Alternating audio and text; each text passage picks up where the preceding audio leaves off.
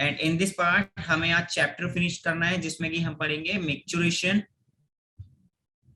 Maturation, okay, सम organs, कुछ organs जो हमने स्टार्टिंग में ऑलरेडी वैसे पढ़ लिए हैं लेकिन दोबारा पढ़ेंगे। Organs involve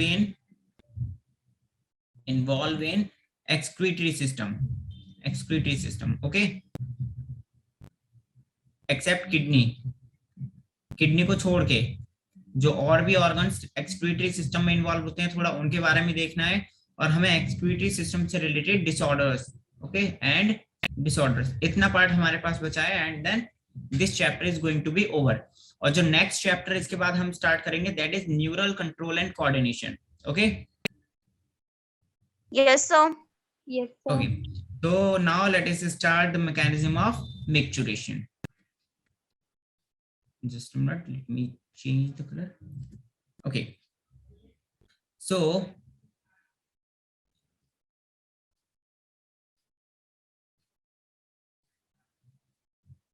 micturition. What is micturition? देखो micturition से मीनिंग क्या है, देखो एक चीज क्या है हमारे पास, जब भी हम किडनी के बारे में पढ़ते हैं, this is the kidney, we know ये हमारे पास किडनी है, and this is the ureter आके कनेक्ट है किसमें, यूरिनरी ब्लैडर में, ठीक। तो यूरिनरी ब्लैडर के लिए हमने एक चीज पता थी, इसके पास डेटर्स मसल्स आर प्रेजेंट, और उनके कॉन्ट्रैक्शन की वजह से इसमें क्या होता है, जब ये कॉन्ट्रैक्ट होता है बहुत ज्यादा फुल हो जाता है तो कॉन्ट्रैक्शन स्टार्ट होता है, और उसके कॉन्ट्रैक्शन से इसके पास जो रिसेप्टर्स प्रेजेंट है या जिसे हम कह सकते हैं स्फिंक्टर्स आर प्रेजेंट, वो स्फिंक्टर्स ओपन हो जाते हैं और यूरिन क्या होता है बॉडी से यूरेथ्रा के थ्रू बाहर निकल जाता है, ठीक। तो अगर हम इसको थोड़ा सा स्ट्रक्चर बड़ा करके देखें, if this is urinary bladder, ये क्या है हमारा यूरिनरी ब्लैडर, ठीक। In the internal part, I am drawing here the muscle, detrusor muscle. This is, I told you that it contains two type of sphincters. इसके पास दो तरह के sphincters present होंगे, एक sphincter जो इसकी स्टार्टिंग में यहाँ present रहेंगे, ठीक, और दूसरे sphincter जो थोड़ा नीचे prostate gland आती है उसके पास something like this, okay। तो यहाँ पे मान लीजिए यहाँ पे क्या प्रेजेंट है, this is the urine is present, किसी का माइक ऑन है, this is urine, what is this, urine, ये यूरिन है, ठीक। तो जब यूरिन का लेवल इंक्रीज होता है, जब यूरिन का लेवल इंक्रीज होगा तो इस डेटर्सर मसल पे क्या पड़ता है, प्रेशर पड़ता है, ठीक, प्रेशर पड़ता है, और जैसे ही प्रेशर पड़ेगा इसके थ्रू सिग्नल जाएंगे कहाँ पे, हमारे ब्रेन में, ब्रेन का कौन सा part, which part of our brain is called the excretory system reflex generate करने के लिए रेस्पॉन्सिबल रहता है। कैन एनीवन टेल मी हमारे ब्रेन का कौन सा पार्ट एक्सक्रीटरी रिफ्लेक्स के लिए रेस्पॉन्सिबल होगा, या फिर जैसे हम मैच्योरेशन रिफ्लेक्स भी कहते हैं, मैच्योरेशन रिफ्लेक्स या मैच्योरेशन क्या है, the process of excretion of urine through the urethra, okay, जो यूरेथ्रा के थ्रू लिबरेशन हो रहा है, इसका एक्सक्रीशन हो रहा है, उस प्रोसेस को मैच्योरेशन कहते हैं, या हम नॉर्मली कह सकते हैं removal of urine from the urinary bladder. What is this, removal of urine from urinary bladder, what is this is called micturition, ठीक। तो हमारे ब्रेन का कौन सा पार्ट रेस्पॉन्सिबल है जिसके पास सिग्नल्स जाएंगे, और हमारे ये पूरा मैकेनिज्म, क्योंकि जब तक सिग्नल्स नहीं जाएंगे तब तक ये जो हमारे स्फिंक्टर्स हैं, दीज स्फिंक्टर्स ओपन नहीं होंगे। Can anyone tell me, sir pituitary gland, no pituitary gland, The hypothalamus. No, देखो ये मैंने एक चीज Medulla oblongata. The medulla oblongata. guys, I am generating the poll and after that आप लोग आंसर कीजिएगा, okay.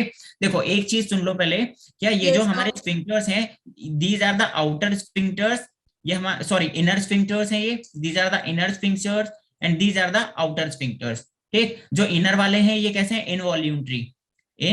involuntary means these are connected to our brain, but the second one is the voluntary, ये कैसे हैं, voluntary मतलब ये आपकी मर्जी के थ्रू, जब तक आप नहीं चाहोगे ये तब तक ओपन नहीं होंगे, लेकिन ऊपर वाले इनका जो कनेक्शन है वो किससे, डायरेक्टली हमारे ब्रेन से। अब देखो, जो जैसा कि मैंने आपसे क्वेश्चन किया कि ब्रेन का कौन सा पार्ट, तो मैं आपको 4 ऑप्शंस दे रहा हूँ, 4 ऑप्शंस दे रहा हूँ। पहला पहला है हमारा thalamus, thalamus.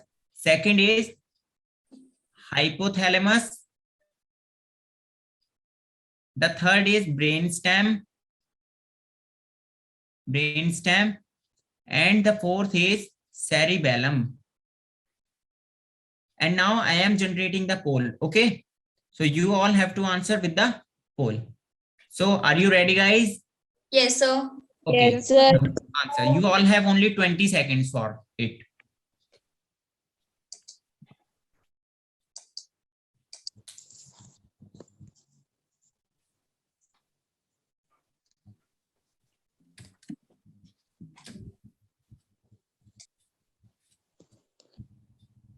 Okay, time over. Okay, so 31% answer is all about the choice number 2 and 9%, देखो सबसे कम वोट राइट आंसर पे आया है, सबसे कम। द थर्ड ऑप्शन जिसमें 9% है, that is the right answer. Okay, हमारा जो थर्ड वाला है, third option, that is brain stem. Just a minute, this brain stem, ये brain stem is the right answer, और इसको हमें 9% वोट मिले हैं सिर्फ, जो कि राइट है। हमारी ब्रेन का जो ब्रेन स्टेम वाला पार्ट है, जिसमें पॉन्स वेरोलाई आ जाता है, सेरेबेलम भी आ जाता है, ठीक है, नीचे जितना भी एरिया है हमारा जो ब्रेन स्टेम फॉर्म करता है, जो कि हम न्यूरल कंट्रोल एंड कोऑर्डिनेशन में देखेंगे ब्रेन स्टेम क्या होती है, ठीक, वो हमारा मिक्चुरेशन रिफ्लेक्स कंट्रोल करता है। इतना आप लोग याद रखिएगा, जब हम neural control and coordination chapter discuss करेंगे तो वहां ब्रेन स्टेम आएगी, और वहां पे हम इस कनेक्शन को एस्टैब्लिश करेंगे वहां कि हाँ हमने ये इस चैप्टर में पढ़ा था, तो याद रखना है इस चीज को। Okay, yes sir. ठीक, तो कुछ नर्व्स इन्वॉल्व होती हैं इसमें, हमारे जो पूरा नर्वस सिस्टम है, यहाँ नर्वस सिस्टम में स्पाइनल कॉर्ड आ जाती है। स्पाइनल कॉर्ड के हमें पता है 4 रीजन्स होते हैं, 4 regions are there. First is called the cervical, second is called thoracical, third is called the lumbar, and the fourth is called sacral. ठीक, सैक्रल। तो इसमें हमारा जो थोरैसिक रीजन है एंड सैक्रल रीजन है, इससे निकलने वाली जितनी भी नर्व्स हैं, ये सारी नर्व्स कहाँ आके कनेक्ट होती हैं, हमारे यूरिनरी ब्लैडर में। और यूरिनरी ब्लैडर के पास क्या प्रेजेंट रहते हैं, यहाँ पे ये रिसेप्टर्स प्रेजेंट रहते हैं, जो कि नर्व से कनेक्टेड है। जब भी ऐसा कुछ होगा कि हमारे डेटर्स मसल में कॉन्ट्रैक्शन हो रहा है, ये रिसेप्टर्स हमारे ब्रेन तक क्या लेके जाएंगे, इंफॉर्मेशन लेके जाएंगे, या फिर हम कह सकते हैं सिग्नल्स लेके जाएंगे। और जैसे ही सिग्नल्स लेके जाएंगे, ब्रेन क्या करता है, मोटर नर्व के थ्रू दोबारा से एक्शन पोटेंशियल जनरेट करता है, और यहाँ पे फिर से सिग्नल सेंड करता है, जिसमें 2 तरह के रिसेप्टर्स कॉन्ट्रैक्शन करवाते हैं, जिन्हें हम कहते हैं M3 रिसेप्टर्स। क्या कहते हैं, M3 रिसेप्टर्स। M3 रिसेप्टर ये आपके सिलेबस में नहीं दिया हुआ है, एनसीईआरटी में नहीं है लिखा हुआ, लेकिन आपको पता होना चाहिए, इसलिए मैं बता रहा हूँ। ठीक है, M3 रिसेप्टर्स का काम क्या है, कॉन्ट्रैक्शन करना। तो कॉन्ट्रैक्शन कौन से रिसेप्टर की वजह से होगा, M3 रिसेप्टर्स की वजह से। ओके, हाँ, और ये जो कॉन्ट्रैक्शन है, और जैसे ही जितना भी ये यूरिन है, ये यूरिन जब रिलीज हो जाएगा तो ऑटोमेटिकली हमारी जो वॉल है, जो यूरिनरी ब्लैडर की वॉल है, ये क्या हो जाएगी, नॉर्मल होनी स्टार्ट हो जाएगी। ठीक, तो removal of urine from the urinary bladder is called micturition, और इस प्रोसेस में ये जो हमारा नर्वस सिस्टम इन्वॉल्व हो रहा है, that is called micturition reflex. Okay, so अगर हम डेफिनेशन लिखना चाहें तो हम क्या लिख सकते हैं, let me raise it, just a minute.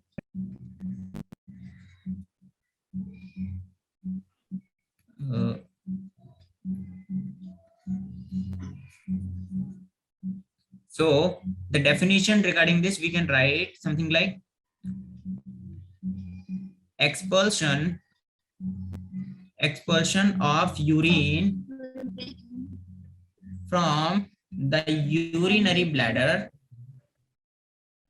The urinary bladder is called micturition. Okay, and the neural mechanism. Yes. The neural mechanism causing it, जो इस पूरे प्रोसेस को कॉज कर रहा है या फिर करवा रहा है, are called micturition, sorry micturition reflex। Okay, reflex. ठीक, इस पूरी प्रोसेस में मान लो देखो, जैसे कि ये हमारा यूरिनरी ब्लैडर है, ठीक, ये यूरिनरी ब्लैडर है, ये हमारा ब्रेन है। तो यहाँ से दो तरह की नर्व्स जाती हैं, एक जाती है सेंसरी नर्व्स। कौन सी नर्व्स जाती हैं? Sensory nerves. और दूसरी जाती है कौन सी? Motor nerves, motor. ठीक है, तो जो हमारी सेंसरी नर्व्स है, सेंसरी नर्व्स का क्या काम है? सेंसरी नर्व जितना भी सिग्नल होगा वो ब्रेन से कहाँ लेके जाएंगी? यूरिनरी ब्लैडर तक लेके जाएंगी। और यूरिनरी ब्लैडर एक्शन पोटेंशियल के लिए, मतलब जो भी एक्शन जनरेट करेगा, क्योंकि इसको रिलीज करवाना है यूरिन, तो इसके सिग्नल वापस भेजेगा कहाँ पे? ब्रेन को। ठीक है, तो इस तरीके से ये मैकेनिज्म चलेगा। तो ये जो पूरा न्यूरल मैकेनिज्म इसमें इन्वॉल्व हो रहा है, this particular part is called the micturition reflex. Okay, तो ये जो न्यूरल मैकेनिज्म, न्यूरल से मतलब हमारे नर्वस सिस्टम से जो कनेक्शन है, तो नर्वस सिस्टम से जो भी कुछ कनेक्शन है, जो कि मैंने आपको बताया, sensory nerves and the motor nerves यहाँ पे हमारी इन्वॉल्व हो रही है, एंड आफ्टर दैट ये पूरा मैकेनिज्म फॉलो किया जा रहा है। So that is called the maturation effect. Okay, देखो एक बार एंड फिर हम आगे बढ़ते हैं। ठीक, और ब्रेन का कौन सा पार्ट इन्वॉल्व होता है? हमारे नर्वस सिस्टम का central nervous system. Central nervous system में दो चीजें आ जाती हैं, देखो, एक तो ब्रेन आ जाता है, ठीक है, ब्रेन, और दूसरी आती है स्पाइनल कॉर्ड। क्या आती है? Spinal cord. ठीक, तो ये दोनों मिलकर सेंट्रल नर्वस सिस्टम बनाते हैं। अगर हम इसका फ्लो चार्ट बनाना चाहें तो हम कुछ इस तरह से बना सकते हैं। जस्ट अ मिनट, देखो क्या हुआ, यूरिन हम लिख सकते हैं, urine stored in urinary bladder, urine store in urinary bladder. जो यूरिन यूरिनरी ब्लैडर में स्टोर है, इसके लिए अब सिग्नल जाते हैं। Signal is generated by stretching, क्योंकि जब तक हमारा ब्लैडर स्ट्रेच नहीं होगा तब तक सिग्नल्स नहीं जाएंगे, बाय स्ट्रेचिंग ऑफ ब्लैडर। ठीक, सिग्नल्स गए, जैसे सिग्नल जाएंगे, ये सिग्नल्स कहां मूव करेंगे? Signals move to CNS, central nervous system में। सेंट्रल नर्वस सिस्टम में क्या क्या आ जाएंगे? ब्रेन और स्पाइनल कॉर्ड। किसके थ्रू जाएंगे ये? तो रिसेप्टर्स, जो कि मैंने अभी आपको बताया, receptors present on wall of urinary bladder, okay. Urinary bladder की वॉल पे जो रिसेप्टर्स प्रेजेंट है वो सेंट्रल नर्वस सिस्टम को सिग्नल्स भेज रहे हैं, और ये सिग्नल्स कहाँ जाएंगे? अब देखो, मैंने अभी आपको पहले सेंसरी नर्व लेके जा रही थी ना, अब कहाँ जाएंगे? ये मोटर नर्व में आ जाएंगे। तो CNS passes signal to motor nerve to initiate the contraction, of smooth muscle of bladder, ठीक। और ये जो यूरिनरी ब्लैडर है, अब ये क्या काम करेगा? रिलैक्स करेगा। फिर नाउ यूरिनरी ब्लैडर, या फिर हम कह सकते हैं कि urinary bladder sphincters relaxes and secret, or we can say the secretion of urine takes place। ठीक, क्या हो रहा है? सबसे पहले देखो, सिग्नल्स जैसे ही हमारा यूरिन स्टोर है, यूरिनरी ब्लैडर में सिग्नल्स जनरेट हुए, स्ट्रेचिंग हुई तो सिग्नल जनरेट हुए। ये सिग्नल्स कहाँ मूव कर गए? सीएनएस में। किसके थ्रू? रिसेप्टर्स के थ्रू। ठीक, जो कि ये रिसेप्टर्स कहाँ प्रेजेंट थे? वॉल ऑफ यूरिनरी ब्लैडर की वॉल पे। ठीक है, सीएनएस के थ्रू ये कहाँ पास हुए? मोटर नर्व में पास हुए। मोटर नर्व ने क्या किया? कॉन्ट्रैक्शन करवाया। जैसे ही कॉन्ट्रैक्शन करवाया, जो हमारे स्फिंक्टर्स थे वो रिलीज हो गए या फिर रिलैक्स हो गए। मतलब कि जो स्फिंक्टर्स पास थे ये पास पास थे, ये दूर हो गए, और दूर होने के बाद जो बीच वाला पार्ट है, जो यूरेथ्रा वाला पार्ट है, इसके थ्रू यूरिन यूरेथ्रा में पास हो जाएगा। ठीक, और ये जो ब्लैडर है यूरिनरी ब्लैडर, इसके जो स्फिंक्टर्स हैं आउटर एंड इनर, ये सिर्फ मेल्स में प्रेजेंट होते हैं। ठीक है, मेल्स में ही, क्योंकि मेल्स का जो यूरेथ्रा है वो थोड़ा लंबा होता है, लॉन्ग होता है, जबकि फीमेल्स में यूरेथ्रा शॉर्ट होता है। That is why only one type of sphincters are present in female and two type of sphincters are present in males. Okay, Male. yeah, Yes, sir. is the mechanism of micturition is clear to all of you? Yes, sir. Yes, sir. ठीक, अब हम बात करते हैं urine के बारे में। क्योंकि जो यूरिन हमारा पास हुआ है, वो यूरिन एक्चुअल में होता कैसा है, या फिर किस तरह से ये बनता है यूरिन। ठीक है, यूरिन। अच्छा, हमने एक चीज पढ़ी थी क्या, कि हमारे यूरिन का कलर कैसा होता है, येलो होता है ना। आगे अभी हम देखेंगे वो कैसे येलो हो जाता है। देखो, जो ये यूरिन है, ये बना हुआ है 95% वाटर से। इसके अंदर क्या क्या प्रेजेंट है, 95% वाटर प्रेजेंट है and 5% solutes, 5% solutes are there. Solute वाले पार्ट में क्या किया जाएगा हमारे पास, सॉल्यूट वाले पार्ट में नाइट्रोजनस वेस्ट आ जाएगा, एक तो नाइट्रोजनस वेस्ट जितना भी है, यूरिया आ जाएगा। ठीक, यूरिया के अलावा कुछ और चीजें आती हैं, जैसे क्रिएटिनाइन आ जाता है। क्रिएटिनाइन भी हमारी बॉडी का एक वेस्ट प्रोडक्ट है, और थोड़ा सा यूरिक एसिड आ जाता है। एक यूरिक एसिड। अगर हम कलर की बात करें, कलर कैसा होता है यूरिन का, colour is Yellow, pale yellow. Yellow. ठीक, कौन से पिगमेंट की वजह से होता है, ये होता है यूरोक्रोम की वजह से। ठीक, और यूरोक्रोम के अलावा एक और पिगमेंट मिलता है जो इसको कलर प्रोवाइड करता है, जिसे हम कहते हैं यूरिकोबिलिन या फिर बिलीवर्डिन। बिलीवर्डिन, हाँ, बिलीवर्डिन।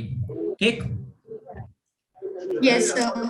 नेक्स्ट पॉइंट, अगर हम इसके पीएच की बात करें, पीएच कितना होता है 6.0, जो कि स्लाइटली एसिडिक है। Yes sir. ठीक है, स्लाइटली एसिडिक, क्योंकि इसके बाद 6.0 के बाद, क्योंकि बाद में हमारा आगे जैसे 6.1, 6.2, 6.3 इस तरीके से मैकेनिज्म चलेगा पीएच के लिए। बाद में क्या आ जाएगा, 7 आ जाएगा, जो कि फिजियोलॉजिकल हमारा पीएच है, जहां पे आके सारा जो किसी भी कंपोनेंट का पीएच है न्यूट्रल हो जाता है। तो उससे थोड़ा सा कम है, तो ये स्लाइटली एसिडिक है, मतलब बहुत थोड़ा थोड़ा सा एसिडिक है। ओके, इसके वॉल्यूम की अगर हम बात करें, वॉल्यूम, तो ये 1 to 1.5 litre per day secrete होता है हमारी बॉडी से, एक्सक्रीट होता है। ठीक है, क्लियर? हाँ, अब हम देखते हैं कि ये जो हमारा यूरोक्रोम है और ये जो यूरिकोबिलिन या फिर बिलीवर्डिन है, एक ही नेम ले लेते हैं हम, यूरिकोबिलिन ले लेते हैं। ठीक, क्योंकि स्पेस मिल जाएगा लिखने के लिए, एक मिनट। ठीक, तो ये जो यूरोक्रोम या फिर यूरिकोबिलिन है, ये कहाँ कहाँ बनते हैं, देखो ये जो यूरोक्रोम है, ये बनता है ब्रेक डाउन ऑफ बाइल के थ्रू। जब लिवर में बाइल जूस का ब्रेक डाउन होता है, तब तो यूरोक्रोम बनता है।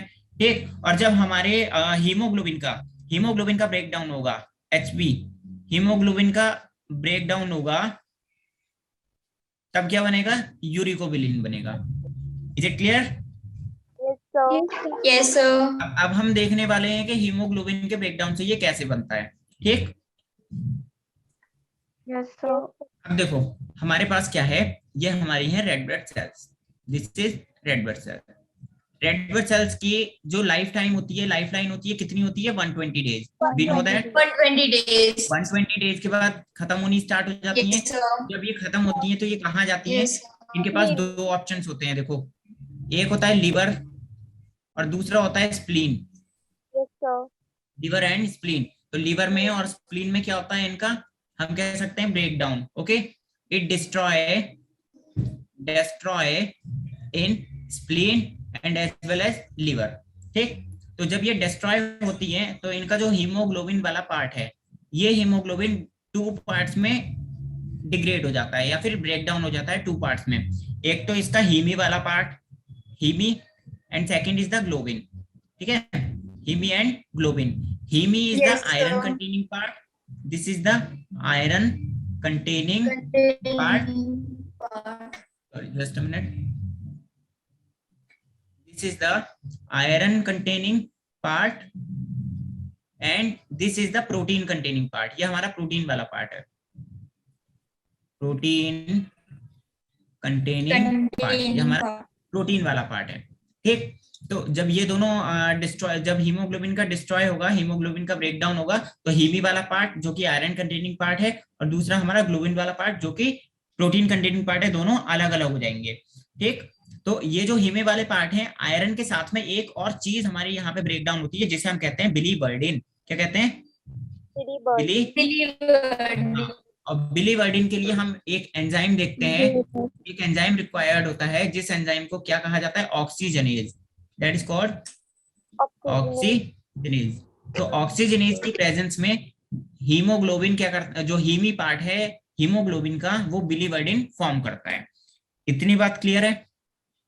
Yes, अब ये जो बिलीवर्डिन है इसका क्या होता है, ये हम नेक्स्ट पेज में देखते हैं, नेक्स्ट स्लाइड में देखते हैं, सॉरी। ठीक सर, 1 मिनट बैक करोगे? ओके, बिल्कुल। देखो स्टार्टिंग में क्या हुआ, देखो रेड ब्लड सेल्स हैं, जब ये डिस्ट्रॉय होंगी या तो लीवर में या फिर स्प्लीन में, तो इनके डिस्ट्रॉय होने के दौरान हीमोग्लोबिन दो पार्ट्स में ब्रेक डाउन हो जाएगा, एक हीमी पार्ट में और दूसरा ग्लोबिन पार्ट में। Heme part is the iron containing part, globin is the protein containing part. Heme जब ब्रेक डाउन होता है तो ऑक्सीजनेज एंजाइम की मदद से ये बिलीवर्डिन एक पिगमेंट बनाता है। This is a pigment, nothing else. अब हम इसके आगे का मैकेनिज्म देखेंगे, ये बिलीवर्डिन क्या काम करता है। ठीक, Yes, sir. तो should I change the slide? Yes, sir. Okay. Now, अब देखो ये जो बिलीवर्डिन है, बिलीवर्डिन एक एंजाइम की मदद से किस में कन्वर्ट हो जाता है? बिलीरुबिन में, बिलीरुबिन में। और कौन सा एंजाइम यहाँ पे काम करता है? उसे हम कहते हैं reductase. That is called reductase. ये रिडक्टेज एंजाइम की मदद से बिलीवर्डिन बिलीरुबिन में कन्वर्ट हो जाएगा। अब ये जो बिलीरुबिन है, ये बिलीरुबिन क्या काम करता है? Just a minute, let me change the colour.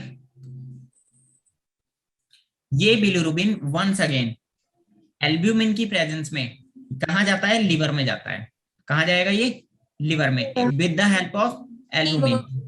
मतलब इसके साथ में एल्ब्यूमिन मिक्स होगा और ये दोनों साथ में कहा जाएंगे? लिवर में जाएंगे। ठीक है, क्या होता है एक्चुअल में, ये जो बिलीरुबिन है हमारा, ये वाटर इनसॉल्युबल होता है, मतलब ये एक्टिव फॉर्म नहीं है बिलीरुबिन की। ठीक है, ये क्या है? Water insoluble. ठीक, इनसॉल्युबल। तो इसको वाटर सॉल्युबल बनाने के लिए इसको कंबाइन करना पड़ता है किसके साथ? एल्ब्यूमिन में। और जब ये लिवर में पहुंचता है तो कैसा हो जाता है? Water soluble. वाटर सॉल्युबल, ये वाटर सॉल्युबल हो जाता है। जब ये लिवर में पहुंचेगा और वाटर सॉल्युबल अब ये हो चुका है, तब ये यहाँ से फॉरवर्ड कर दिया जाएगा लिवर के थ्रू। कहाँ पे? कॉलन में। कॉलन बोले तो लार्ज इंटेस्टाइन। ठीक, लार्ज इंटेस्टाइन इसको, अब ये जो हमारा बिलीरुबिन था जो कि अब वाटर सॉल्युबल हो चुका है, ये इसको दो पार्ट्स में डिवाइड कर देता है।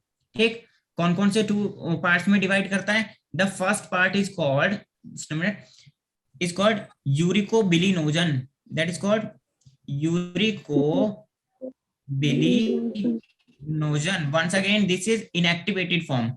And the second is called stercobilinogen. स्टेरकोबिलिनोजन दोनों ही इनएक्टिव फॉर्म है और ये दोनों मिलके एक कंपाउंड बनाती हैं, एक कॉमन कंपाउंड बनाती हैं जिसे हम कहते हैं स्टेरकोबिलिन। स्टेरकोबिलिन, ठीक है, स्टेरकोबिलिन। अब देखो ये जो स्टेरकोबिलिन है, इसका काम क्या है? स्टेरकोबिलिन का काम है हमारे फीकल मैटर को कलर प्रोवाइड करना। It provide brown colour to faecal matter. जितना भी फीकल मैटर हम रिलीज करते हैं अपनी बॉडी से, उसको जो ब्राउन कलर प्रोवाइड किया जाता है वो किसके थ्रू किया जाता है? स्टेरकोबिलिन के थ्रू किया जाता है। ठीक, अब इस स्टेरकोबिलिन का थोड़ा सा पार्ट कहाँ जाता है? हमारे ब्लड में एब्जॉर्ब हो जाता है। ठीक, इसका 10 to 15% पार्ट कहाँ एब्जॉर्ब हो जाएगा? ब्लड में एब्जॉर्ब हो जाएगा। ब्लड एब्जॉर्ब कर लेता है, ब्लड एब्जॉर्ब कर लेगा। 10 to 15 पार्ट, और जितना भी बचा कुछ मतलब थोड़ा बहुत जो भी कुछ मैकेनिज्म के अकॉर्डिंग पार्ट हमारा बचता है एब्जॉर्ब होने के बाद, वो कहाँ जाता है, वापस लिवर में चला जाता है। कहाँ चला जाएगा, लिवर में। मतलब यूरिकोबिलिनोजन एंड स्टेरकोबिलिनोजन ने मिलके एक कंबाइन होके कंपाउंड बनाया जिसे स्टेरकोबिलिन कह रहे हैं, और ये हमें फीकल मैटर में कलर प्रोवाइड करता है। इसका 10 से 20% पार्ट ब्लड के थ्रू एब्जॉर्ब कर लिया जाता है, और जो पार्ट हमारा ब्लड के थ्रू एब्जॉर्ब होगा वो कहाँ जाएगा, लिवर में। तो हम यहाँ लिख सकते हैं फ्यू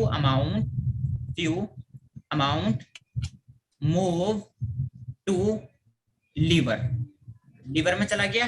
ठीक, अब इसका जो अमाउंट बचा हुआ है, तो जो एब्जॉर्ब हुआ वो हुआ, जो बचा हुआ पार्ट है वो कहाँ जाता है, किडनी में जाता है। कहाँ जाएगा, किडनी में। तो ये वाली लाइन हम यहाँ भी लिख सकते हैं कि few amount move to kidney. ठीक, और किडनी के अंदर इसी के थ्रू, इसी स्टेरकोबिलिन के थ्रू क्या बनता है हमारा, यूरोबिलिन बनता है। क्या बनता है, यूरोबिलिन। और ये यूरोबिलिन क्या करेगा, हमारे यूरिन को येलो कलर प्रोवाइड करेगा। ठीक,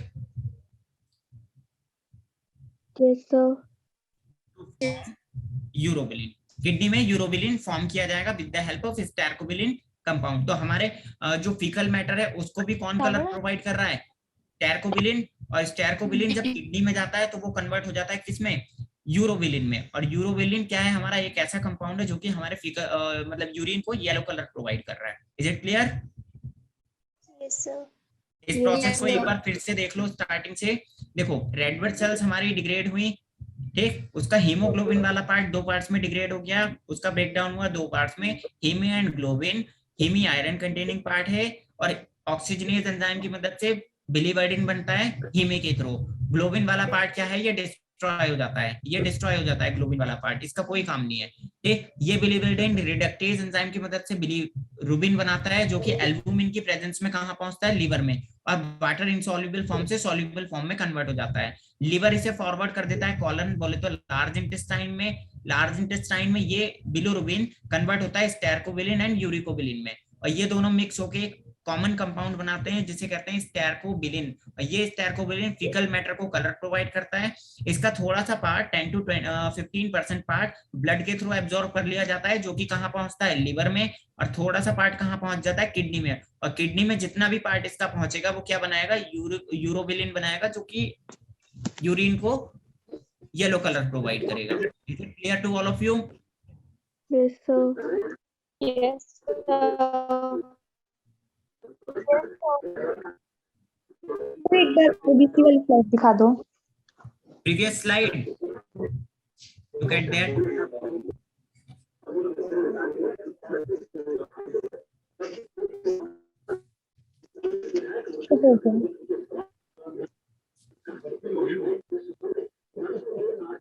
क्लियर है? Yes sir. बहुत ही छोटा सा प्रोसेस है, एक ही पेज में आ जाएगा, ये बहुत ज्यादा कुछ बड़ा नहीं है इसमें, और सिंपल भी है बहुत।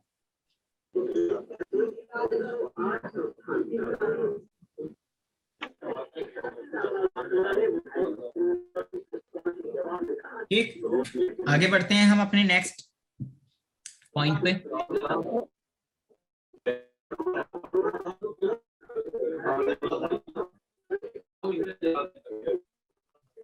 Okay, so now the next point which we have to start, some other organs, or we can say the organs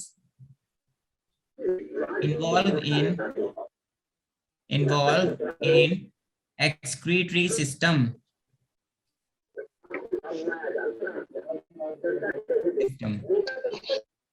except kidney। एक किडनी को छोड़ के ऐसे ऑर्गन्स जो कि एक्सक्रीटरी सिस्टम में इन्वॉल्व होते हैं। तो देखो हमारे पास 3 ऑर्गन्स हैं जो इस मैकेनिज्म में इन्वॉल्व होंगे।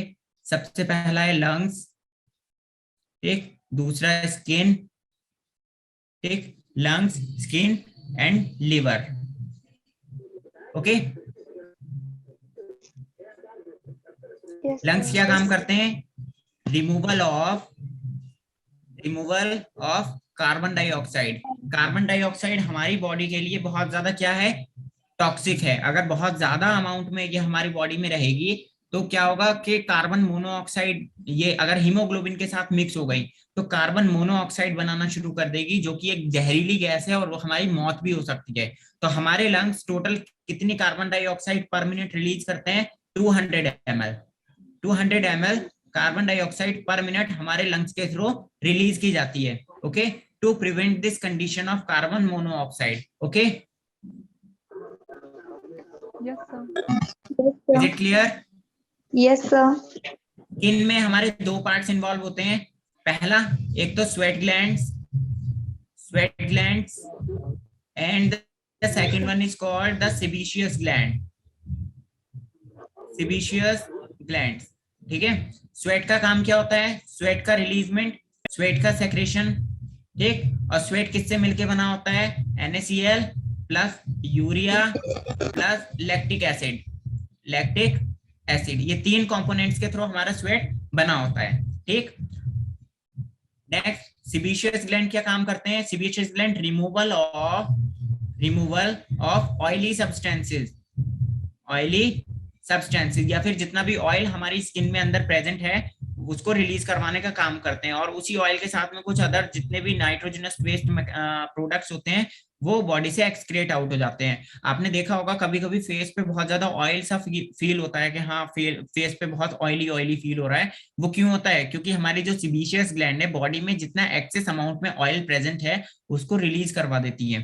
ठीक, is it clear? Sir yes. Next is the liver.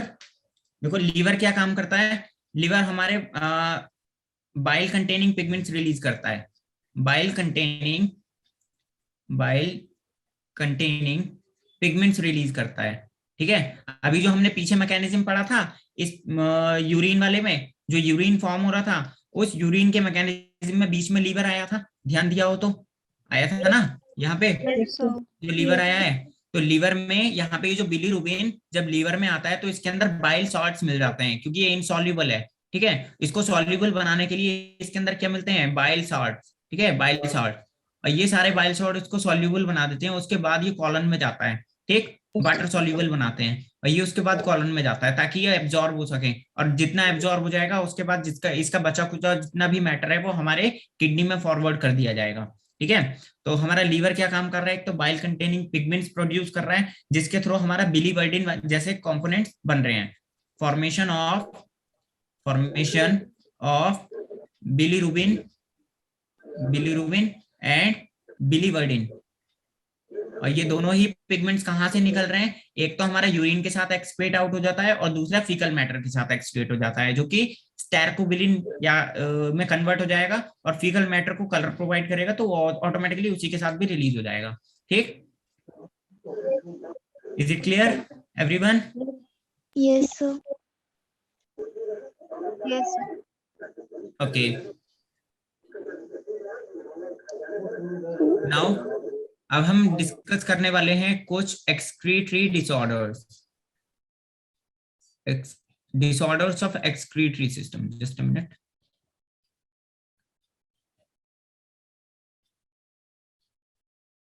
disorders of excretory system। ठीक, अगर हम डिसऑर्डर्स की बात करें तो डिसऑर्डर्स में सबसे पहला डिसऑर्डर जो हमें पढ़ना है according to your syllabus that is uraemia. What is this? Uraemia. Uraemia क्या होता है? Uraemia is a condition, just a minute, let me change the color. Uremia is the combination, we can say a condition in which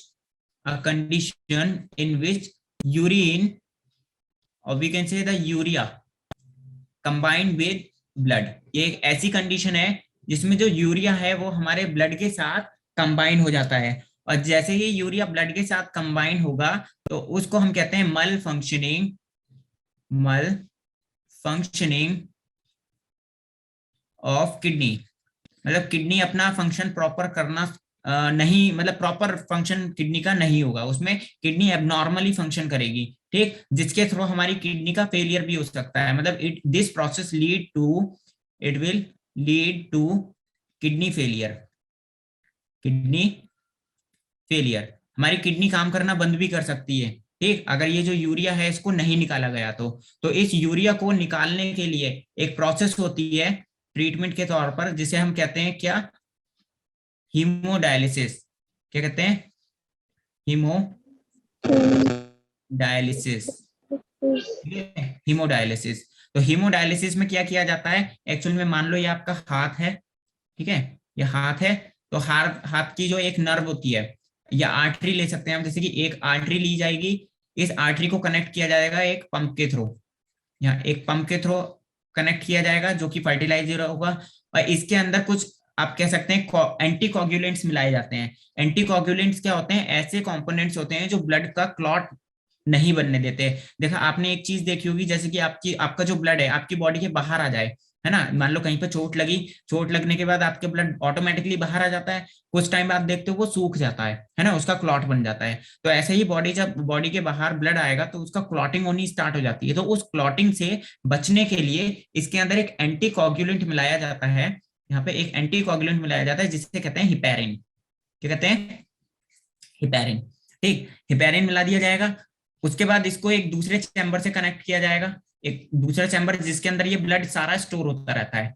heparin plus blood, यहाँ पे क्या है, heparin है plus blood है। Heparin क्या कर रहा है, उसको क्लॉट होने से बचा रहा है। दूसरा, यहाँ से एक वेन निकलती है, वेन के थ्रू ये जितना भी ब्लड है हमारा ये प्यूरिफाई होता है। प्यूरिफाई होने का मतलब इसके अंदर से जितनी भी यूरिया का कंपाउंड मतलब कि अमाउंट था, यूरिया रिलीज कर दिया जाता है, मतलब हटा दिया जाता है, यूरिया खत्म हो जाएगा इसमें से, और ये इस वेन के थ्रू वापस हमारे ब्लड के अंदर आना स्टार्ट हो जाएगा। तो ये हीमोडायलिसिस क्या है, एक तरीके से हमारे ब्लड का प्यूरिफिकेशन है। This is the mechanism of blood purification. और ब्लड प्यूरिफिकेशन में क्या होगा, इसमें हमारा जो यूरिया है, यूरिया रिमूव कर दिया जाएगा। ठीक, एंटीकोगुलेंट्स कौन सा यूज किया जाता है, हिपैरिन। ठीक, is it clear to everyone?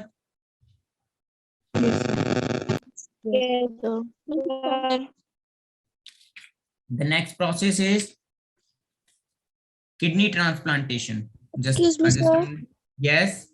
तो ये हीमोडायलिसिस आप एक बार फिर से बता दोगे? देखो मैं एक चीज बताता हूँ, हाँ ओके, या बिल्कुल मैं बता दूंगा। हीमोडायलिसिस क्या है, हीमोडायलिसिस एक ऐसा मैकेनिज्म है या एक ऐसा प्रोसेस है जिसमें यूरिया को रिमूव करा जाता है, ठीक है, किससे, ब्लड से। तो ऑटोमेटिकली क्या, हमारे ब्लड का प्यूरिफिकेशन का एक मैकेनिज्म हुआ। इसमें आपकी बॉडी की एक वेन और एक आर्टरी कनेक्ट की जाती है। वेन हमारी ये जो आर्टरी है, red one is the artery, ठीक है, आर्टरी को कनेक्ट किया जाता है किसके साथ, एक चैम्बर के साथ में। ये हमने एक चैम्बर लिया, इस चैम्बर के साथ में कनेक्ट किया जाएगा जिसमें हिपैरिन मिलाया जाता है। क्या मिलाया जाएगा, हिपैरिन। ठीक, अब इसके अंदर दो चीजें हैं, एक हिपैरिन है एक ब्लड है। ठीक, तो हिपैरिन क्या काम करता है, ब्लड को क्लॉट बनने से रोकता है, मतलब ये एक एंटी कोगुलेंट है, उसका क्लॉट बनने से रोकेगा, उसको कोगुलेट होने से रोकेगा। ठीक है, जब हमारा ब्लड आगे पहुंचता है, एक दूसरे चैम्बर में पहुंचता है जहां पे ये एंटी कोगुलेंट वापस बाहर निकाल लिया जाता है। ये एंटी कोगुलेंट क्या करेगा, यहाँ पे यूरिया को खत्म कर देगा। ठीक है, यूरिया खत्म हो जाएगा, फिर एक और हम क्या करेंगे, इसको हिपैरिन को ब्लड से निकाल लेंगे। अगर हमने हिपैरिन नहीं निकाला है तो हमारी बॉडी क्या करेगी, बॉडी के अंदर जाने के बाद, ब्लड बॉडी के अंदर जाने के बाद भी कोगुलेट नहीं होगा। ठीक है, क्योंकि जो कि मतलब कि पूरा जो मैकेनिज्म है, सर्कुलेशन नहीं हो पाएगा फिर उस प्रोसेस के दौरान। तो यहाँ पे हिपैरिन प्लस ब्लड इस चैम्बर में प्रेजेंट रहेगा। बाद में यहाँ पे जो यूरिया है वो तो खत्म हो चुका है, तो एक वेन के थ्रू ये पूरा जो चैम्बर है वो कनेक्ट रहता है। आपने एक चीज देखी होगी, हॉस्पिटल्स में जब कोई एडमिट होता है तो ऐसे बॉटल चढ़ती है ना, बॉटल चढ़ती है, जैसे ये बॉटल है, इससे एक पाइप निकल के आता है, वो आपके हैंड से कनेक्ट होता है ना, इंजेक्शन के थ्रू यहाँ कनेक्ट कर दिया जाता है। सेम वैसा ही मैकेनिज्म है जिसमें एक हाथ से आपकी जो आर्टरी वो कनेक्टेड है, यहाँ इस चैम्बर में ब्लड भरा हुआ है प्लस हिपैरिन भरा हुआ है, ये दूसरे चैम्बर से कनेक्टेड हो जाएगी, यहाँ पे हिपैरिन निकाल लिया जाएगा, रिमूव कर दिया जाएगा। ठीक है, और यूरिया भी साथ में खत्म हो जाएगा, और एक वेन के थ्रू ये कनेक्ट होगा और वापस आपकी बॉडी में सारा ब्लड जैसे था वैसे आ जाएगा। यूरिया खत्म, आपकी बॉडी क्या काम करेगी, अब नॉर्मल सर्कुलेशन में ब्लड को इन्वॉल्व कर लेगी। ठीक है, यस सर। हाँ, तो ये एक ऐसी प्रोसेस है जिसमें ब्लड का क्या हो रहा है, सिर्फ प्यूरिफिकेशन हो रहा है। प्यूरिफिकेशन बोले तो यूरिया आ गया था, वो यूरिया खत्म करना है। ठीक है, सेम जैसे बॉटल चढ़ती है उसी तरीके से जैसे ग्लूकोज चढ़ाया जाता है बॉडी में, सेम उसी तरीके का ये मैकेनिज्म है। Yes sir. ठीक, नेक्स्ट आता है, just a minute, let me add this slide.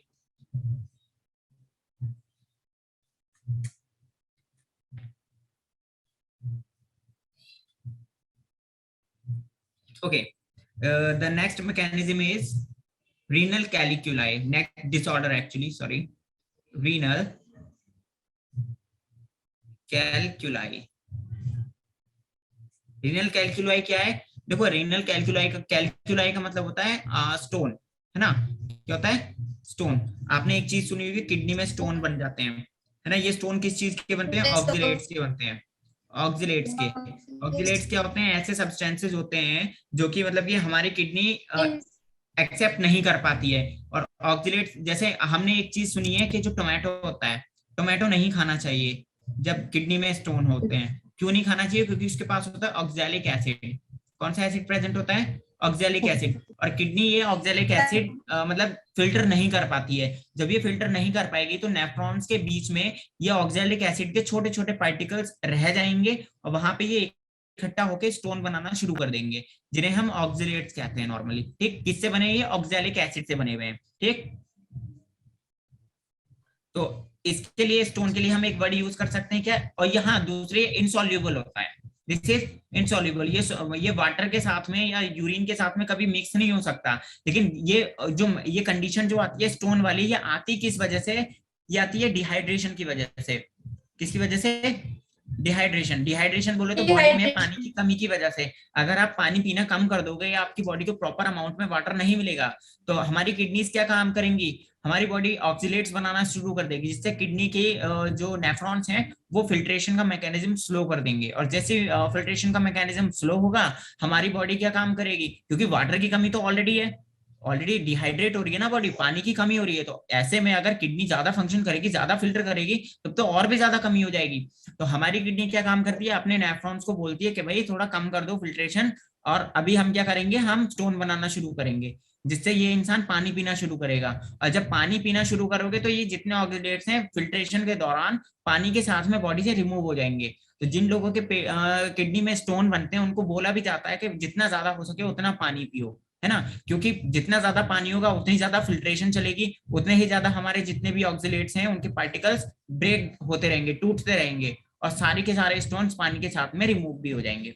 ठीक, दूसरी कंडीशन जिसके थ्रू ये पूरा हो सकता है, मतलब कि स्टोन बन सकते हैं, वो है एक्सेसिव अमाउंट में मिल्क पीना।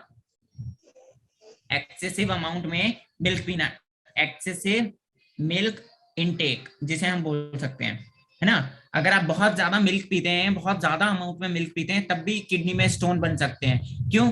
किडनी, ये जो हमारा मिल्क है, मिल्क के अंदर एक प्रोटीन होती है जिसे हम कहते हैं कैसीन। क्या कहते हैं?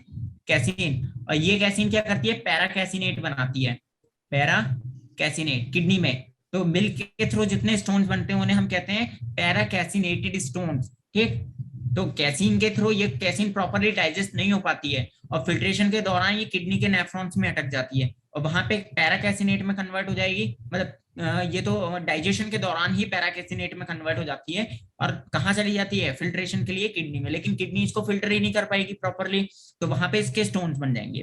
ठीक है, तीसरी कंडीशन इसकी वजह से metabolic imbalance.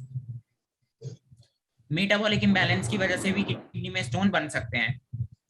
Imbalance, metabolic reactions क्या होती हैं? मैंने आपको पहले भी बताया है, हमारी बॉडी में फूड मॉलिक्यूल्स के थ्रू जितनी केमिकल रिएक्शंस होती हैं, फूड मॉलिक्यूल के थ्रू जितनी भी केमिकल रिएक्शंस होंगी उनको हम मेटाबॉलिज्म या फिर मेटाबॉलिक रिएक्शंस कहते हैं।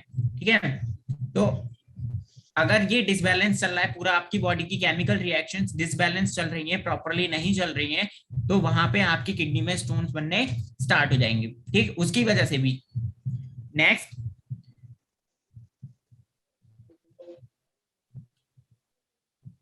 Hormonal infection.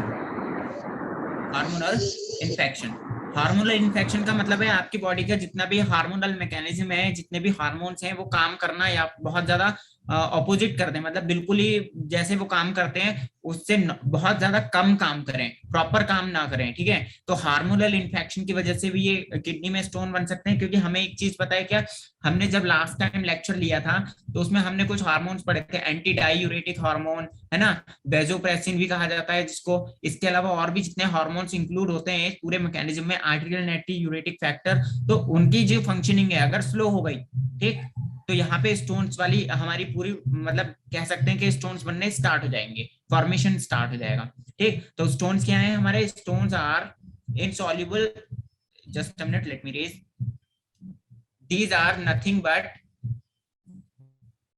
insoluble mass और ऑफ सॉल्ट्स। ये सॉल्ट्स का इनसॉल्युबल मास है जो कैसा होता है, क्रिस्टलाइज्ड होता है, क्रिस्टल की तरह दिखाई देगा आपको, क्रिस्टलाइज्ड, ठीक, क्रिस्टल की तरह दिखाई देगा। Is it clear? Yes, sir. Yes. Yes, sir. The next disorder which we have to discuss is the glomerulonephritis. Nephritis, देखो इसके नाम से आप पता कर सकते हो, क्या पता कर सकते हो, नेफ्राइटिस। नेफ्राइटिस का मतलब क्या है, नेफ्रॉन की बात चल रही है, ऑल अबाउट द नेफ्रॉन। और नेफ्रॉन का कौन सा वाला पार्ट, ग्लोमेरुलस वाला, ठीक है।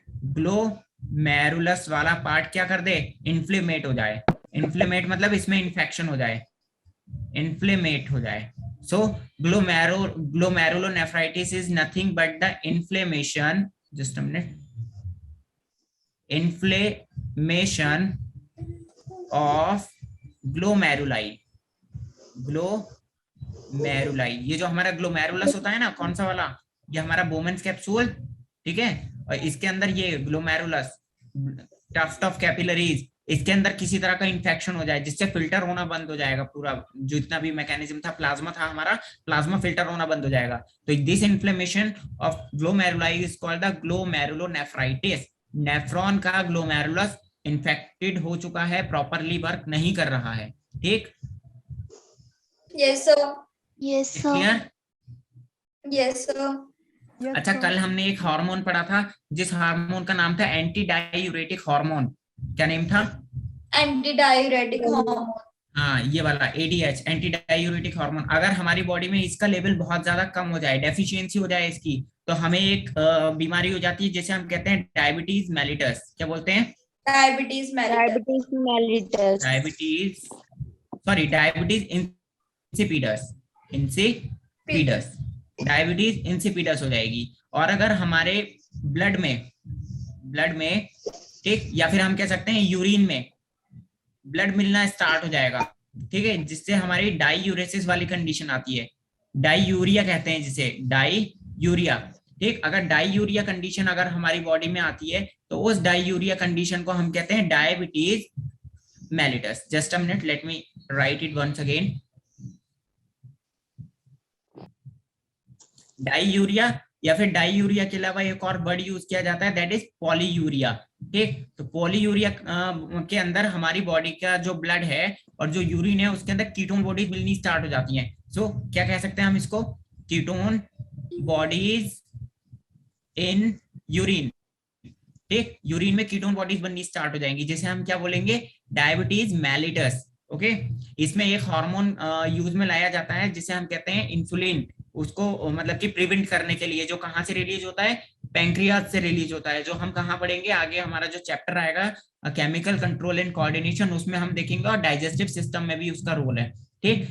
पैंक्रियाज के पास अल्फा और बीटा सेल्स होती हैं जिसके थ्रू वो इंसुलिन और ग्लूकेगॉन रिलीज करता है, जो कि डायबिटीज का लेवल कम करने में मदद करते हैं। मतलब डायबिटीज का जितना भी लेवल है वो इंसुलिन हार्मोन मतलब कंडक्ट करता है कि उसको कितना हाई होना है या फिर कितना लो होना है, और ग्लूकेगॉन हमारा ग्लूकोज लेवल कंट्रोल करता है, जिसके थ्रू डायबिटीज के ऊपर इफेक्ट पड़ता है। जैसे कहते हैं ना, जिन लोगों को डायबिटीज है वो मीठा कम खाएं। क्यों? क्योंकि अगर ग्लूकोज का लेवल हाई हो गया तो मौत के चांसेस बढ़ जाएंगे, जिससे हमारे बीपी हाई हो जाएगा एकदम से, किडनी फंक्शन करना, मतलब जो फिल्ट्रेशन का मैकेनिज्म है उसमें प्रेशराइज होगी, हमारी नेफ्रॉन प्रेशराइज होंगे, ब्लड प्रेशर बढ़ेगा, ब्लड प्रेशर बढ़ा तो हमारी किडनी में इफेक्ट पड़ेगा और हमारे ब्लड सर्कुलेशन पे भी इफेक्ट पड़ेगा। ठीक, और ये मैकेनिज्म अगर बहुत ज्यादा हाई लेवल पे होता है तो इंसान की मौत भी हो सकती है। ठीक, yes sir. Clear? Yes, sir. देखो इन सबको, इन सारे पॉइंट्स को, उसके बाद हम आगे, वैसे ये चैप्टर लगभग लगभग ओवर हो चुका है। ठीक, देखो जितना भी कुछ मैंने बताया है अभी तक, मैं स्लाइड्स मूव कर रहा हूं, just a minute. Is this mechanism clear to you? Yes, sir. Urine and haemoglobin के थ्रू जितना भी हमारा यूरिन बनना है, that mechanism, this one, Yes, sir. Yes sir. That clear?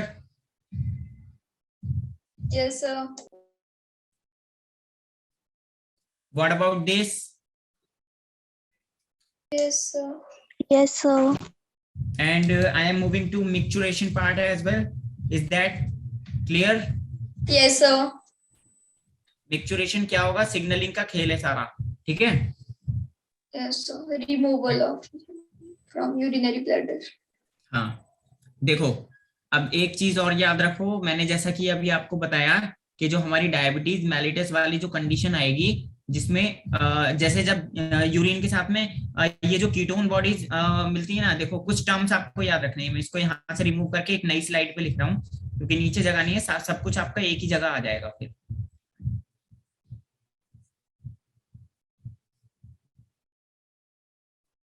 ठीक है, ये स्लाइड लेते हैं हम। देखो यूरिन में बहुत सारे कंपोनेंट्स मिक्स होते हैं, है ना, यूरिन में बहुत सारे कंपोनेंट्स मिक्स होते हैं और उसके साथ में कुछ कंडीशंस आती हैं। क्या आती हैं? कंडीशंस आती हैं। जैसे कि हमारा यूरिन में यूरिन प्लस ग्लूकोज, यूरिन में ग्लूकोज का लेवल बढ़ गया, है ना, या फिर ग्लूकोज मिक्स हो गया बहुत ज्यादा अमाउंट में, तब हम उस कंडीशन को बोलते हैं ग्लाइकोसूरिया। ग्लाइकोसूरिया, ठीक है, ग्लाइकोसूरिया। अगर हमारे यूरिन में यूरिन प्लस कीटोन बॉडीज बढ़ गई, कीटोन बॉडीज, तो हम उसको बोलते हैं कीटो यूरिया, कीटोजूरिया। ठीक, अगर हमारे यूरिन में ब्लड आ जाता है, मतलब कि रेड ब्लड सेल्स आ जाती है, ठीक, then this condition is called hematuria, hematuria. ठीक, अगर यूरिन के साथ में प्रोटीन का अमाउंट बहुत ज्यादा बढ़ता है, मतलब प्रोटीन मिक्स हो जाएगी, इसके साथ में प्रोटीन आ रही है, प्रोटीन के मॉलिक्यूल्स रिलीज हो रहे हैं, that condition is called proteinuria, proteinuria. Okay, और अगर यूरिन में यूरिया आ रहा है, जो कि अभी पीछे हमने देखा था किडनी फेलियर वाला, that is called uraemia, that is called uraemia. Okay, yes, so these are some conditions। इनमें से जो ये ग्लूकोज वाला हमारा है, ये ग्लूकोज वाला, it will lead to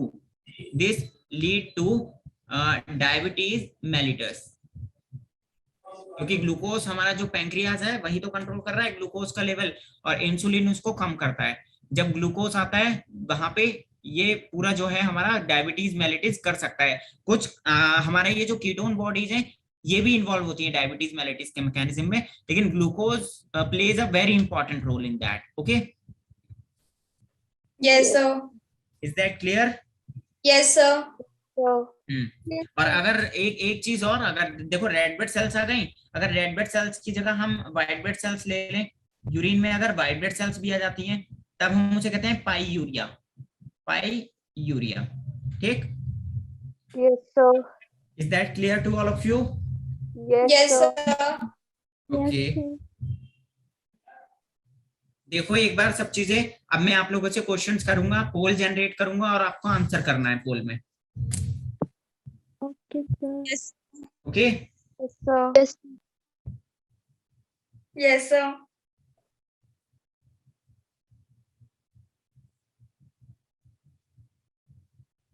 ठीक है, चलो मैं अब एक डायग्राम बना रहा हूं, आपको उस डायग्राम की लेबलिंग करके दिखानी है मुझे। मैं ऑप्शन दूंगा आपको, ठीक, और आपको आंसर बताना है पोल में, Yes, sir. ठीक। अब बोलेगा कोई नहीं, ओके, पोल में आंसर Okay, करना sir. है। Yes, sir.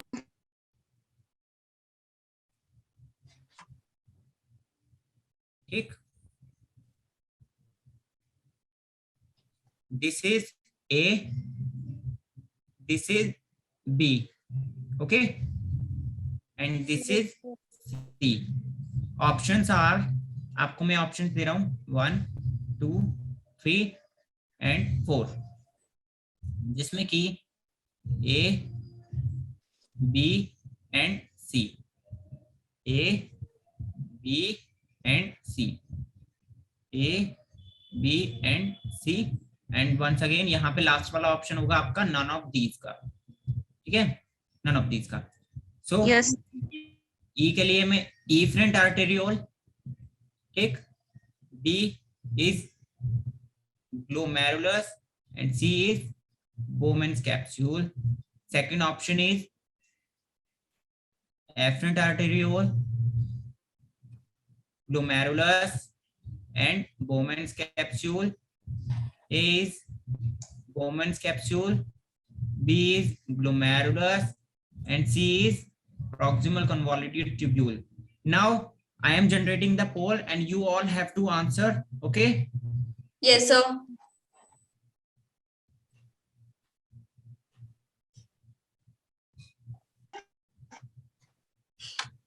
Just a minute.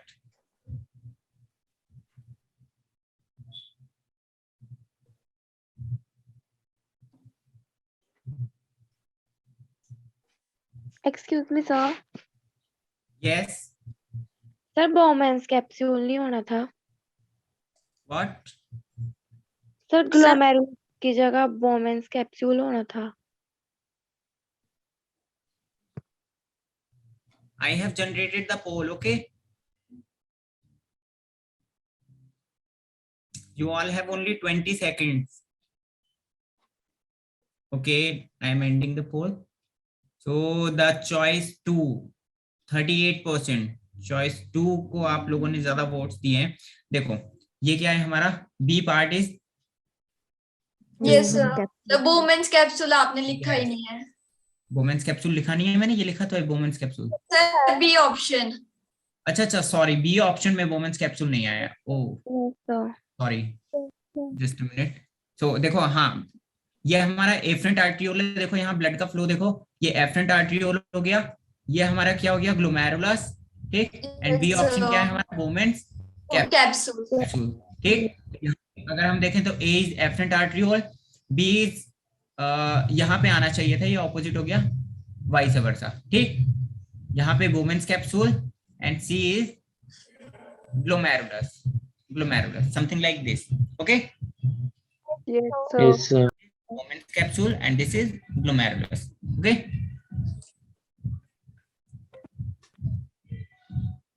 Now एक और क्वेश्चन देता हूं मैं आपको, just a minute.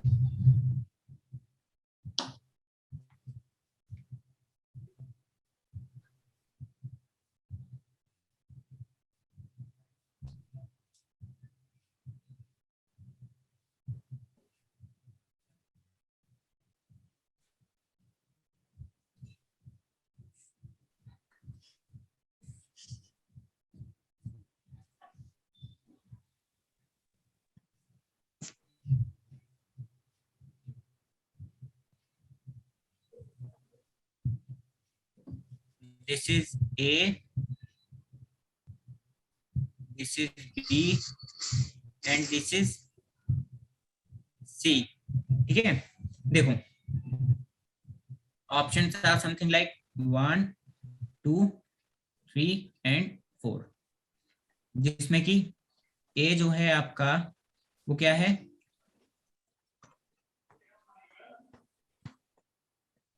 Efferent आर्टरियोल। B हम ले सकते हैं सेक्रेशन हो रहा है, एंड सी रीएब्जॉर्प्शन हो रहा है। पोल में आंसर करना है सबको, okay. A Yes, sir. Option is Yes, sir. Peritubular capillary, B is secretion and C is absorption। ठीक, थर्ड ऑप्शन में peritubular capillary,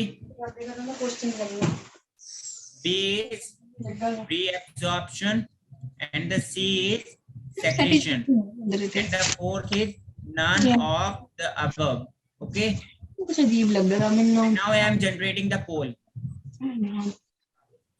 Yes, sir. Answer everyone।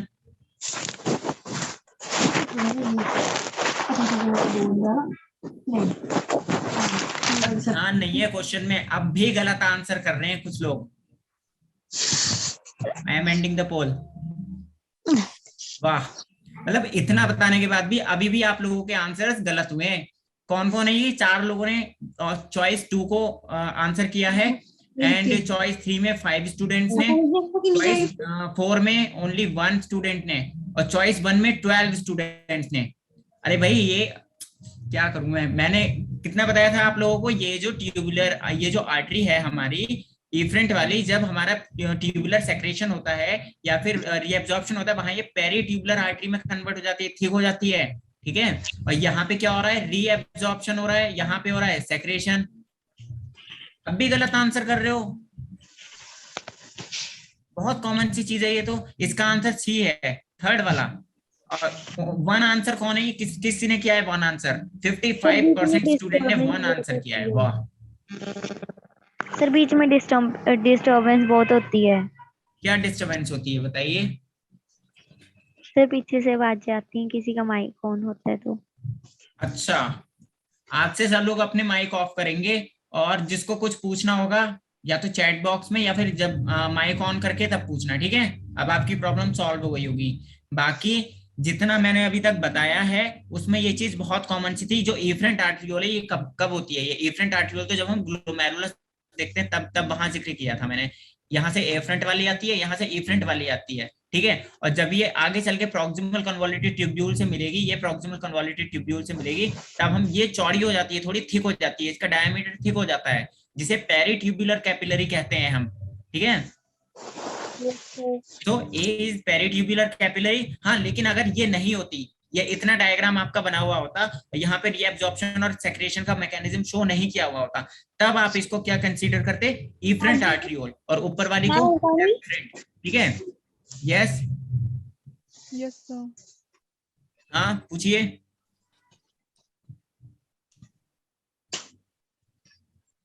Yes कोई नहीं पूछ रहा था, किसी का माइक ऑन था। ओके भाई, माइक ऑफ रखा करो भाई क्लास में, ठीक है। हाँ, तो बहुत कॉमन सी चीज है ये, ध्यान रखना। ये छोटी छोटी चीजें ही मिस्टेक की वजह से आपके नंबर कटते हैं। 4 नंबर चले गए आपके, रैंक नीचे हो जाएगी वरना, ठीक है। एक क्वेश्चन और पूछूं मैं, बहुत सिंपल सा और बहुत इजी सा। रीअब्जॉर्प्शन और सेक्रेशन बता दीजिए फिर से। अच्छा, रीअब्जॉर्प्शन एंड सेक्रेशन बता दूं? देखो मैं बताता हूँ, जस्ट अ मिनट। देखो क्या होता है रीअब्जॉर्प्शन एंड सेक्रेशन के दौरान, just a minute, let me check. देखो ये क्या है हमारे पास? This is Bowman's capsule. ये बोमन्स कैप्सूल है। बोमन्स कैप्सूल में यहाँ पे क्या है? ये ग्लोमेरुलस ऊपर, और यहाँ पे इफरेंट आर्टरियोल, ठीक है। ऊपर वाली जो आर्टरी है, यहाँ से हमारा ब्लड आएगा फिल्ट्रेशन के लिए, यहाँ पे फिल्टर होगा, ये फिल्ट्रेट आ जाएगा यहाँ पे, है ना। ये फिल्ट्रेट हो गया। फिल्टर होने के बाद अब क्या होता है? ये जो हमारे इफरेंट आर्टरियोल है, फिल्ट्रेशन के बाद जितना ब्लड इससे निकलना है, ये आगे जाके थोड़ी सी चौड़ी हो जाती है ना। जब ये चौड़ी हो जाएगी तो हमारी जो प्रॉक्सिमल कन्वोल्यूटिव ट्यूब्यूल है या डिस्टल कन्वोल्यूटिव ट्यूब्यूल है, ये क्या काम करती है? ये अपना ये फिल्ट्रेट का थोड़ा सा अमाउंट वेना कावा में, ये हमारी vena cava, sorry peritubular artery है, पेरीट्यूबुलर कैपिलरी, ठीक है। पेरीट्यूबुलर कैपिलरी जो कि इफरेंट आर्टरियोल के थ्रू बनी थी, है ना, इफरेंट आर्टरी से बनी है ये, तो ये पेरिट्यूबुलर कैपिलरी के पास भेज दिया जाता है। थोड़ा सा अमाउंट ऑफ फिल्ट्रेट कहाँ भेज दिया जाएगा, यहाँ पे पेरिट्यूबुलर आर्टरी में, जो a process in which the movement of filtrate is from proximal convoluted tubule or the distal convoluted tubule, या फिर डायरेक्टली हम कह सकते हैं renal tubule. The movement of filtrate from renal tubule to the peritubular capillary is called reabsorption, है ना। अब क्या होगा, रीएब्जॉर्प्शन और सेक्रेशन दोनों मैकेनिज्म कैसे होते हैं, साइमल्टेनियसली होते हैं, एक साथ होते हैं।